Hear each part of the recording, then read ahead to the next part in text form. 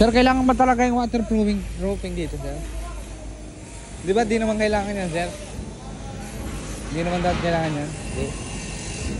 Lalo na pag may tubig, dapat din nilalagyan ng ganyan para na-CM yung ano. Gaya niya, nai-surrounded yung tubig, gawa ng waterproof. Ngayon. Tama ba yun, sir? Gawa nila. Mali. Paalis natin, sir?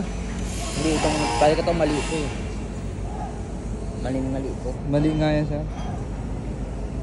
Tama ba yun, sir? Lagyan nila ng bakal doon Tapos na mali pala. Hindi pala dyan nagagawa, doon pala sa kabila. Pwede naman dito ng 12mm lang, sir. Ba't ang lalaki nito, sir?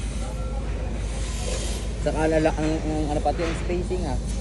Sinsin pa din, sir, oh. Dapat every 5 meters to.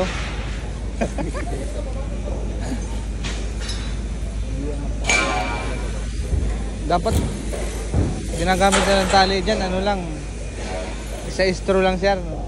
Masyadong mahal yung ano, tire wire, sir. Anong masasabi mo, sir? Istro lang, sir. Kaya na mo ha. Gaya natin yung flood control, sir. Hindi, flood control. Hindi mo ito flood control eh. Gayahin nga natin. Nilayan na flood control yun. Nilayan na nila. Yung mga 25mm, sir, gawin natin 12mm lang.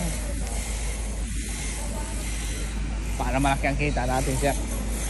Ano mo yun, naglalaro. Ito naman, naglalaro. Ang galing. Yan, sir, oh. Duduyan. Duyan pa yan. Upal.